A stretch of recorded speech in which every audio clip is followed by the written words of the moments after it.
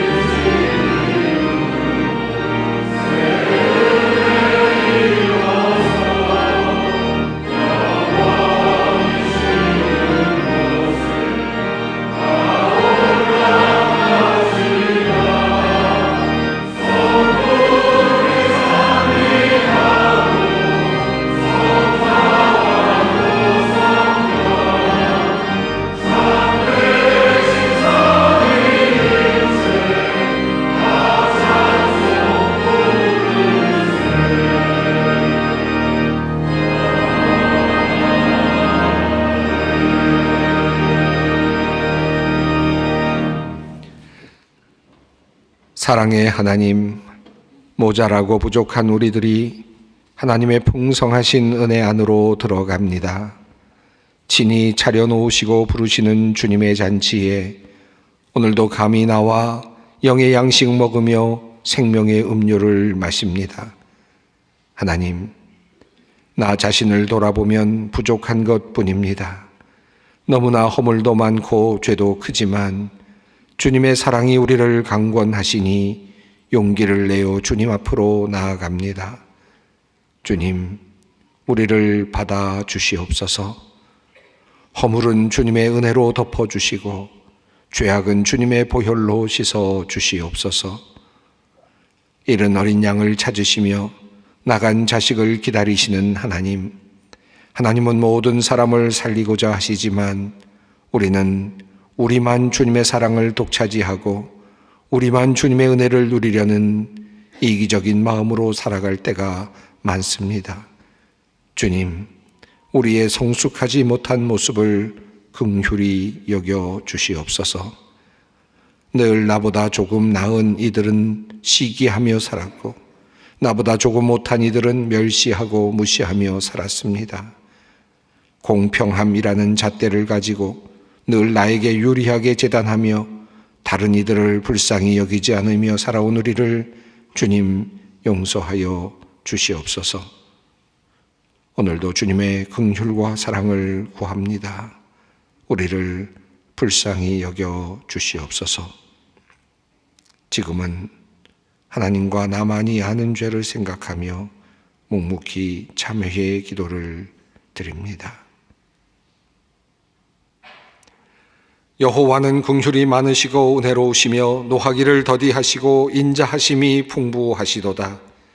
아버지가 자식을 긍휼히 여김같이 여호와께서는 자기를 경외하는 자를 긍휼히 여기시나니 이는 그가 우리의 체질을 아시며 우리가 단지 먼지뿐임을 기억하심이로다. 그러므로 주 예수 그리스도 안에 있는 자에게 결코 정죄함이 없느니라. 아멘.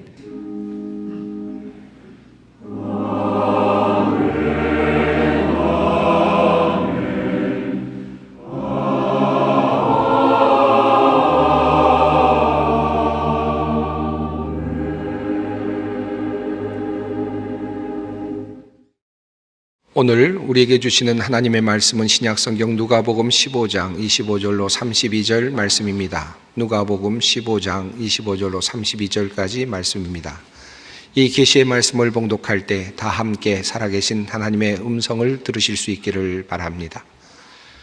마다들은 밭에 있다가 돌아와 집에 가까이 왔을 때에 풍악과 춤추는 소리를 듣고 한 종을 불러 이 무슨 일인가 물은데 대답하되 당신의 동생이 돌아왔음에 당신의 아버지가 건강한 그를 다시 맞아들이게 됨으로 인하여 살진 송아지를 잡았나이다 하니 그가 노하여 들어가고자 하지 아니하거늘 아버지가 나와서 권한대 아버지께 대답하여 이르되 내가 여러 해 아버지를 섬겨 명을 어김이 없거늘 내게는 염소 새끼라도 주어 나와 내 벗으로 즐기게 하신 일이 없더니 아버지의 살림을 장녀들과 함께 삼켜버린 이 아들이 돌아오매 이를 위하여 살진 송아지를 잡으셨나이다.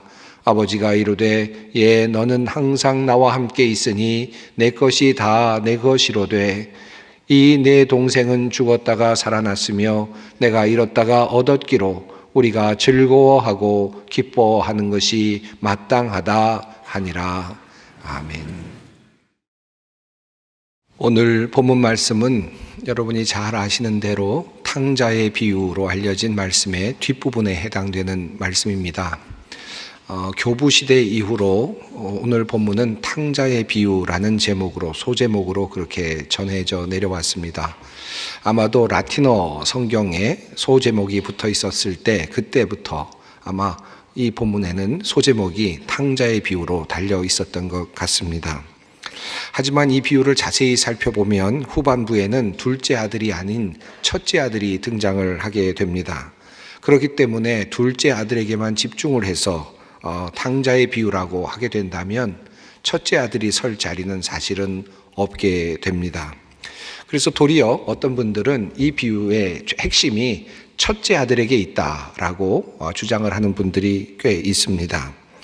이 비유는 누가복음 15장 1절부터 2절에 있는 말씀이 이 배경이 되는 것인데 내용은 이렇습니다.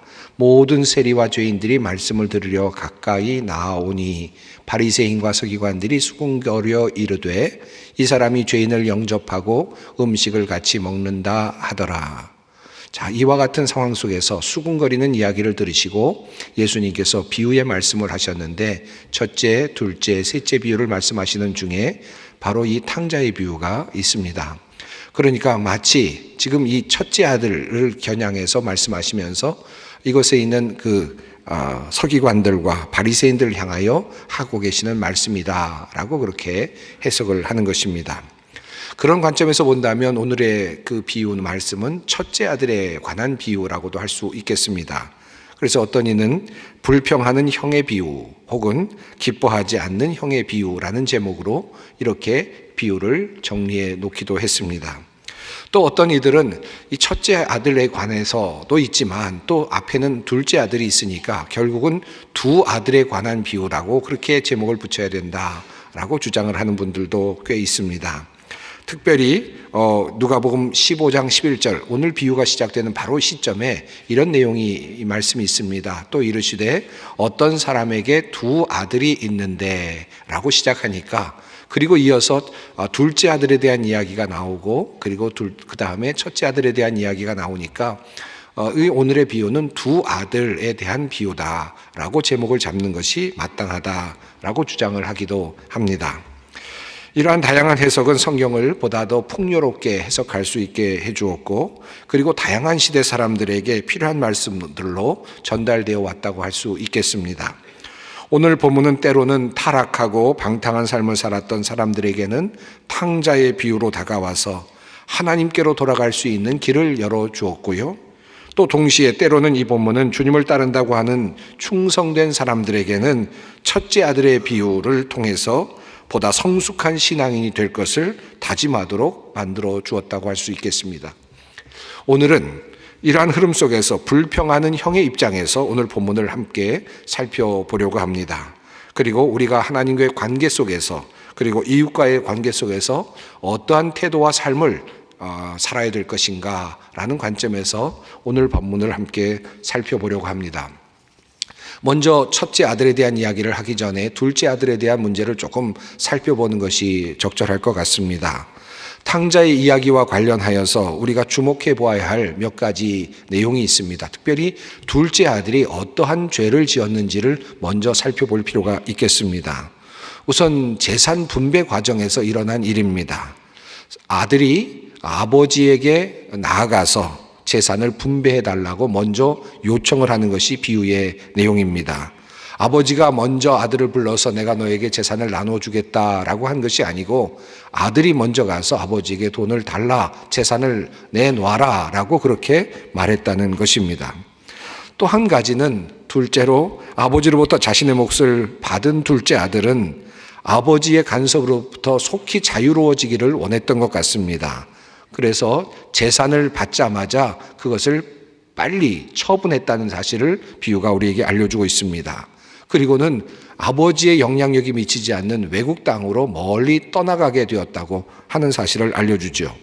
13절에 며칠 후에라는 표현이 나오는데 아버지로부터 재산을 받은 후에 그 다음에 며칠이 되지 않아서 그 모든 것을 다 팔아서 가지고 떠났다라고 되어 있습니다.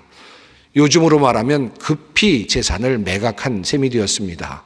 요즘도 급하게 모든 재산을 매각하기 쉽지 않았을 터인데 그렇게 매각을 하려면 얼마나 많은 손해를 보았을까 생각이 들기도 하는데 그만큼 그는 간절히 빨리 그것을 떠나고 싶었던 것 같습니다. 아버지로부터 자유를 얻기 위해서 아버지의 재산을 급히 팔아 그리고 모든 것을 가지고 떠난 아들의 모습이 바로 탕자 둘째 아들의 모습입니다. 자, 그리고 나서 당시 본래 예수님 당시에는 아버지가 건강하게 살아 계시는 동안에는 자식이 혹시라도 유산을 분배하거나 재산을 분배받을지라도 그것을 파는 것은 상상조차 할 수 없었다고 합니다. 사실 이것은 아버지의 죽음을 바라는 것과 같은 엄청난 불경이기도 했습니다. 또 그것이 자발적으로 주어졌다 할지라도 그것을 처분해서는 안 된다는 말이죠. 자, 그럼에도 불구하고 둘째 아들은 그것을 임의로 팔고 그리고 가족을 떠났습니다. 어떤 의미에서 본다면 완전한 이별을 말하는 것 같습니다. 다시 아버지께 돌아오지 않겠다고 하는 그와 같은 선언과도 같은 그의 행동이었습니다. 자, 이렇게 함으로써 그는 또 다른 죄를 짓게 되죠. 유대인들에게는 아들이 만약 아버지의 재산을 분배받게 되면 아들에게는 부모를 복양할 책임이 주어졌다고 합니다. 그런데 둘째 아들은 이제 부모를 떠났고 그리고 설상가상으로 모든 재산을 탕진함으로써 부모를 복양할 수 있는 가능성조차도 사라지게 되었습니다. 마음도 없었겠지만 이제는 재산도 없는 상태가 되었습니다. 이제는 아버지로부터 받은 그 재산을 가지고 부모를 복양해야 되는 의무를 행할 수 없는 상태가 되었습니다. 한 걸음 더 나아가서 그가 돼지를 치는 일을 하였다는 것은 또 다른 그의 모습을 보여주고 있습니다. 유대인들은 돼지를 부정한 동물로 보았죠. 그래서 그들과 함께 하지 않았습니다. 먹지도 않았을 뿐만 아니라 함께 접촉도 하지 않으려 했습니다. 자, 그럼에도 불구하고 그는 돼지와 함께 우리에서 거처에 머물게 됩니다. 그의 마음에는 율법도 없었고요. 그리고 아버지의 종교도 이미 사라지고 없습니다. 육체적으로만 멀리 떠난 것이 아니라 아버지의 하나님과도 멀어짐으로써 신앙적으로도 멀어졌습니다. 그렇게 아버지께 죄를 짓고 있습니다. 자, 그렇게 하나씩 꼽아보면 그가 얼마나 큰 죄를 지었는지 우리는 어느 정도 짐작이 됩니다. 당시로서는 상상할 수 없는 죄를 지었던 것이라 할 수 있겠습니다. 자, 이런 죄를 짓고 떠난 아들을 기다리는 아버지의 모습이 비유 속에 나타나고 있습니다. 아버지께로 돌아가는 그 탕자, 아직도 거리가 먼데 그런데 아버지가 그를 보고 측은히 여겨 달려가서 그의 목을 안고 입을 맞춥니다. 성경은 이렇게 그 사실을 알려주고 있습니다. 아들이 이르되 아버지 내가 하늘과 아버지께 죄를 지었사오니 지금부터는 아버지의 아들이라 일컬음을 감당하지 못하겠나이다 하나 아버지는 종들에게 이르되 제일 좋은 옷을 내어다가 입히고 손에 가락지를 끼우고 발에 신을 신기라. 그리고 살찐 송아지를 끌어다가 잡으라. 우리가 먹고 즐기자. 이 내 아들은 죽었다가 다시 살아났으며 내가 잃었다가 다시 얻었노라 하니 그들이 즐거워하더라. 자, 여기까지가 둘째 아들과 관련된 내용입니다. 그런데 이 이야기는 여기에서 끝나지 않죠. 두 번째 단락으로 이어집니다. 집으로 첫째 아들이 들어오고 있는 장면입니다. 오늘 본문 내용입니다. 첫째 아들은 둘째 아들에게 재산을 분배했을 당시에 아마도 아버지로부터 재산도 함께 분여받았을 가능성도 꽤 높습니다. 오늘의 본문은 첫째 아들이 밭에서 돌아왔다라고 그렇게 말합니다. 둘째가 방탕한 생활을 하다가 돼지를 키우던 이방인의 땅에서 돌아왔다면 첫째는 아버지의 밭에서 일을 하다가 돌아오고 있습니다. 완전히 확연히 비교가 되는 장면이라고 할 수 있습니다. 첫째는 가문의 기업인 밭에서 땀을 흘리며 일하였다는 사실을 알려주고 있습니다. 그가 법적으로 아버지의 재산을 물려받았다 할지라도 둘째 아들과는 달리 그는 아버지가 살고 계시는 동안 그의 소유권을 주장하지도 않았고 관할권도 주장하지 않았던 것으로 보입니다. 그리고 아버지를 위하여 종들을 거느리고 밖에서 매일같이 열심히 일하다가 돌아오곤 하였습니다. 그것이 첫째 아들의 일상이었습니다. 성실한 아들의 모습입니다. 첫째 아들이 돌아왔을 때 잔치집의 분위기는 찬물을 끼얹은 듯 분위기가 확연히 바뀌게 됩니다. 큰아들은 아버지가 돌아온 동생을 위해서 잔치를 베풀었다는 소식을 듣고 화가 났습니다. 그리고 집으로 들어가기를 거절하고 있습니다.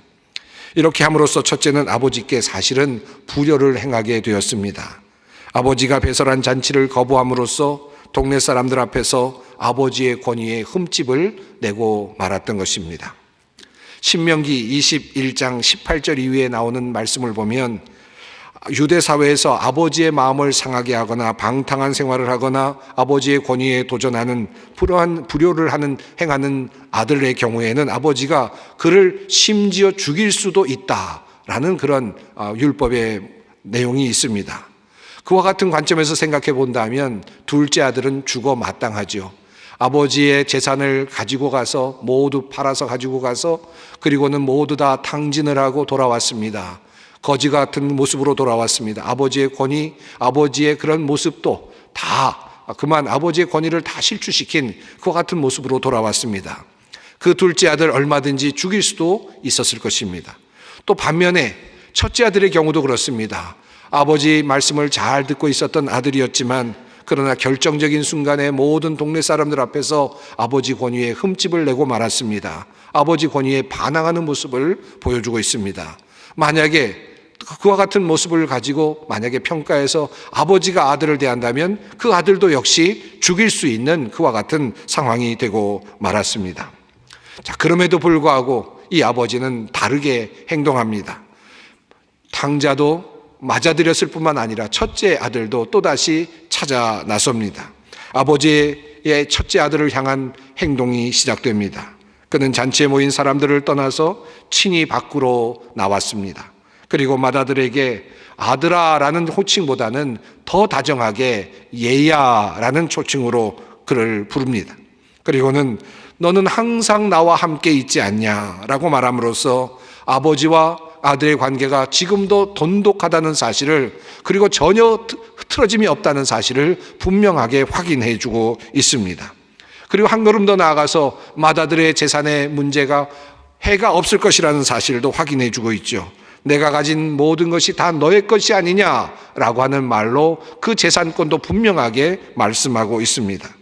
그리고 큰아들을 동생이 찾아온 잔치에 참여하도록 요청함으로써 가족관계를 끝까지 유지하려고 하는 아버지의 간곡한 심정을 표현해주고 있습니다.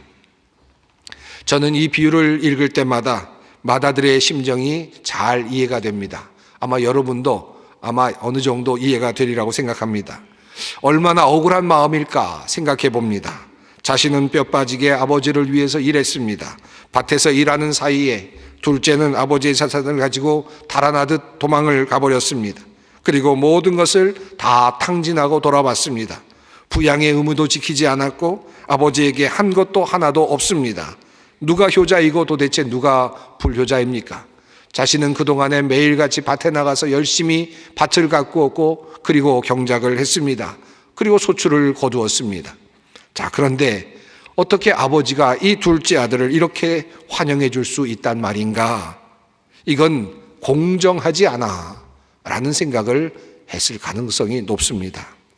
저는 첫째 아들의 이 모습에서 오늘을 살아가는 매처의 모습을 봅니다. 탕자가 돌아왔는데 본인이 말하듯 종으로 써주면 모를까, 그것도 큰 은혜인데 혹시나 그냥 집에 있다 하게 하더라도 허름한 옷 입히고 밭에 나가서 매일같이 일하도록 하고 먹을 것 조금 주는 정도로도 충분할 것 같은데, 그 정도 된다면 차라리 공평하다 할지 모르겠지만, 그러나 그 탕자가 돌아왔는데 잔치를 벌이고 손에 가락지를 끼우고 입을 맞추고 온 동네 사람들에게 아들이 돌아왔다고 선포하고 자랑하는 아버지의 처사는 받아들이기 어려웠을 것입니다. 이것은 공정하지 않아, 이것은 공평하지 않아, 이것은 정의롭지 않아 라고 하는 생각을 분명히 했을 것입니다. 저는 성경을 읽으면서 비슷한 문제를 가지고 반항하거나 문제를 제기했던 사람들을 여럿 발견합니다. 마태복음 20장에서 예수님께서 말씀하신 포도원 품꾼의 이야기에도 그런 사람들의 이야기가 나옵니다. 이른 아침 포도원 주인은 하루 한 데나리온을 주기로 약속하고 품꾼들을 썼습니다. 그런데 다시 3시에 나와보니까, 아침 9시에 나가보니까 놀고 있는 사람들이 있습니다. 그도 품꾼으로 씁니다. 6시, 9시 한국 시간으로 12시와 오후 3시에 또 나가서 놀고 있는 사람들을 또다시 불렀습니다. 그들을 채용해서 품꾼으로 사용했습니다. 오후 5시, 11시가 되었습니다.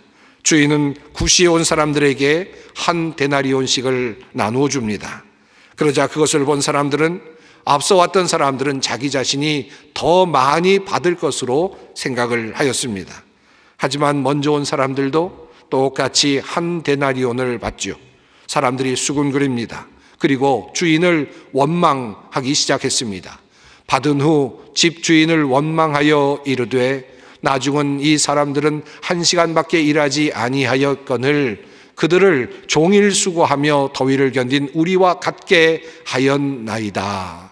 그들은 이렇게 말하고 있습니다. 이것은 공정하지 않아 라고 말하는 것이죠. 이것은 정의롭지 않아 라고 그렇게 이야기를 하는 것입니다. 주인은 사실 주기로 약속했던 것들을 모두에게 주었습니다. 하지만 먼저 온 사람들은 주인에게 원망을 합니다. 공정하지 않다고 말하지요. 주인이 조금이라도 지혜롭게 나누어줬더라면 이런 문제는 없었을지도 모릅니다. 먼저 왔던 사람들, 이른 아침에 왔던 사람들에게 약속했던 것 한 데나리온을 주고, 그들이 모두 돌아간 후에 조금 늦게 왔던 3시에 왔던 사람들에게 또다시 한 데나리온을 주었다면 그 받는 사람들은 아마 기쁨으로 돌아갔겠죠. 그리고 6시, 9시에 돌아왔던 사람들도 그렇게 하였다면 아마 모든 사람들이 다 행복하게 돌아갔을지도 모릅니다. 그러나 주인은 반대로 했습니다. 나중에 왔던 사람들에게 한 데나리온을 주고, 그 다음에도 한 데나리온을 주고, 먼저 왔던 사람들에게도 한 데나리온을 주었습니다. 그 과정에서 많은 사람들이 그만 원망을 하게 되었습니다. 6시에 온 사람도 원망을 하게 되었을 것이고, 그리고 또 3시에 온 사람도 원망을 하게 되었을 것이고, 이른 아침에 온 사람도 원망을 하게 되었습니다. 그러나 엄밀히 따져본다면 어떻습니까? 주인은 품꾼과 약속한 모든 것들을 그대로 주었습니다. 문제는 받는 사람들이 생각하게 된 상실감이었습니다. 다른 사람들과 비교하여서, 나중에 온 사람과 비교하여서 내가 상대적으로 못 받았다라는 생각을 하기 시작했던 것입니다. 오늘 본문 속에 나오는 마다들도 그렇고, 마태복음 20장에 나오는 포도원 품꾼의 비유도 그렇고, 한결같이 손해보았다라고 하는 사람들이 있습니다. 억울하다라고 생각하는 사람들이 있습니다. 그들은 그냥 평범한 사람들이죠. 하루 품삯을 기대하며 하루를 시작했던 일꾼들이었을 것이고, 또 마다들의 경우도 그렇듯 아침부터 밭에 나가서 일하는 것이 자신의 천직인 줄 알고 일인 줄 알고 그렇게 성실히 일하던 평범한 그런 사람들이었을 것입니다. 그런데 그들에게 갑자기 계산이 일어났습니다. 그냥 그렇게 살 때는 잘 몰랐습니다. 그런데 다른 사람들, 자신보다 못한 사람들, 마땅히 자신보다 많이 받아서는 안 될 것처럼 보였던 그 사람들이 많이 받고 그를 위해서 잔치가 벌어지는 모습을 보면서 갑자기 매처의 본능이 살아나기 시작했습니다. 아니, 내가 손해본 것 아닌가? 이거 공정하지 않은 것 아닌가? 이것은 뭔가 잘못된 것 아닌가? 라고 하는 생각을 하게 된 것입니다. 요나에게 하나님의 말씀이 임하죠. 니느웨로 가라는 명령을 받습니다. 그 말씀을 들으며 요나는 직감합니다. 이방 니느웨를 구원하시려고 하는 하나님의 뜻을 간파합니다. 그리고 매처로서의 본능이 살아났습니다. 그리고 생각합니다. 이건 아니죠. 이렇게 이방 민족을 우리 민족, 하나님의 민족과 동일하게 대하셔서는 안 되지요 라는 생각을 합니다. 그래서 그는 도리어 다시스로 도망을 갔습니다. 그는 하나님께서 니느웨 성을 구원하시는 모습을 보면서 차라리 자기 자신을 죽여달라고까지 요청하고 있습니다. 여호와께 기도하여 이르되 여호와여 내가 고국에 있을 때에 이러하겠다고 말씀하지 아니하였나이까? 그러므로 내가 빨리 다시스로 도망하여 싸우니 주께서는 은혜로우시며 자비로우시며 노하기를 더디하시며 인애가 크시사 뜻을 돌이켜 재앙을 내리지 아니하시는 하나님이신 줄을 내가 알았음이니이다. 여호와여 원하건대 이제 내 생명을 거두어 가소서. 사는 것보다 죽는 것이 내게 나음이니이다. 하나님께 원망합니다. 차라리 나를 죽여달라. 내가 차라리 죽는 게 낫겠다. 내가 차라리 죽어서 저들이 잘 되는 거 보고 싶지 않다 라고 하는 말이죠. 저들은 저주를 받아 마땅한 사람들인데 어떻게 하나님께서 저들을 구원하실 수 있단 말인가? 공평하지 않다, 정의롭지 않다라고 하는 말씀입니다. 성경에 나오는 많은 매초적인 성향의 사람들이 있습니다. 특별히 하나님과의 관계 속에서 매처들이 잘못된 방향으로 나갈 수 있는 가능성들이 있음을 확인하게 됩니다. 지난번 설교를 통하여 매처들에게는 두 가지 가능성이 있다고 말씀드렸습니다. 어떤 기보로부터 무엇인가를 받게 되면 그 사람은 받았기 때문에 자기 자신도 주어야 된다는 생각을 하게 됩니다. 그래서 기보로서 변화될 가능성이 높습니다. 그러나 어떤 사람이 내가 빼앗겼다라고 생각되는 매처가 있다면 그는 다시 찾아야 되겠다는 생각이 들어서 결국은 테이커가 될 수 있는 가능성이 높다라는 말씀을 드렸습니다. 그런데 오늘 본문 속에 나오는 사람들은 어떤 사람들입니까? 평범해 보이는 매처들이죠. 평범한 일상을 살아가는 사람들입니다. 그런데 이 사람들이 갑자기 빼앗겼다라는 생각을 하기 시작했습니다. 내가 놓쳤다라는 생각을 하기 시작했습니다. 내가 가질 수 있는 것을 도리어 못 받았다라는 생각을 하기 시작했습니다. 매초 요나가 그렇듯이 하나님이 이방 민족 니느웨를 구원하신다는 것은 그에게는 상실감이 되었습니다. 매초 품꾼이 그렇듯이 나중에 온 사람이 한 데나리온을 받는다는 것은 그들에게는 상실감이 되었습니다. 매처 맏아들이 그렇듯이 탕자가 아버지께 돌아왔다는 이유로 잔치가 벌어지는 것은 그에게는 참으로 받아들이기 어려운 상실감이었을 것입니다. 조금 더 깊이 생각해 보십시다. 이 매처들의 문제가 무엇일까요? 이들은 한결같이 다른 사람들이 가진 것, 다른 사람들이 받은 것과 비교하면서 상실감을 느끼고 있다는 사실입니다. 내가 얼마나 받았는가, 내가 얼마나 누리고 있는가 하는 관점에서 본다면 큰아들은 이미 아버지로부터 무한한 사랑과 신뢰를 받고 있는 형편이었고 아버지 재산 모두가 자기의 것이었고 아버지로 받을 것을 계산한다면 큰아들 이매처는 사실은 감사해야만 할 형편이었을 것입니다. 그런데 이 큰아들은 작은 아들에게 보내주는 이 작은 잔치가 못마땅하게 보입니다. 이른 아침에 들어온 포도원 품꾼도 그렇습니다. 한 데나리온은 하루 품삯입니다. 하루 일할 것이 있어서 행복하지 않았습니까? 일당을 받아서 아이들 먹을 것 사줄 수 있었으니 얼마나 감사한 일입니까? 이른 아침부터 일할 수 있었으니 내가 혹시라도 하루 일당 받지 못하는 그런 일이 생기지 않을까 걱정하며 살지 않을 수 있었으니까, 그저 아침부터 열심히 일할 수 있었으니까, 행복하게 일할 수 있었으니 그것도 얼마나 감사한 일이었습니까? 자신에게 주인은 거짓말을 하지 않았습니다. 품삯도 떼어먹지도 않았습니다. 그런 것들을 생각한다면 이른 아침부터 나와서 일할 수 있었던 품꾼은 감사해야 마땅합니다. 그런데 자기 자신보다 나중에 온 사람들이 한 데나리온을 받는 것을 보는 순간 갑자기 그만 마음이 달라집니다. 불행해졌습니다. 사랑하는 성도 여러분, 우리 마음속에는 모든 것을 공평하게 처리하고자 하는 매처적인 성품이 각인되어 있지 않습니까? 아주 특별한 사람들을 제외하고는 공평함의 잣대가 우리 안에 있지 않습니까?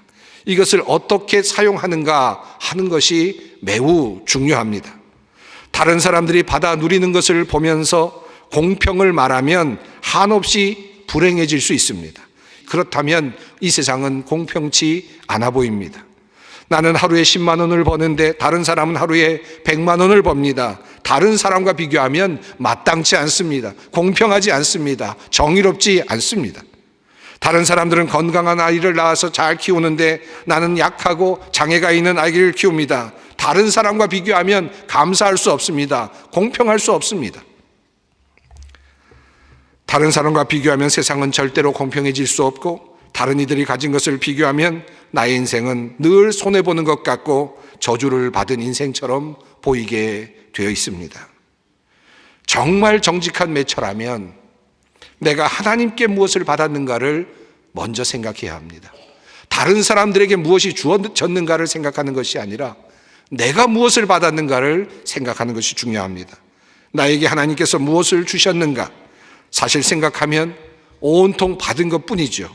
생명도 받은 것이요, 가족도 받은 것이요, 작던 크던 가지고 있는 것도 받은 것이요, 모든 것이 받은 것이니 이미 우리는 받은 자입니다. 받은 자로 생각하면 감사하며 살아갑니다. 그런 마음을 가질 때 우리는 행복할 수 있을 것입니다.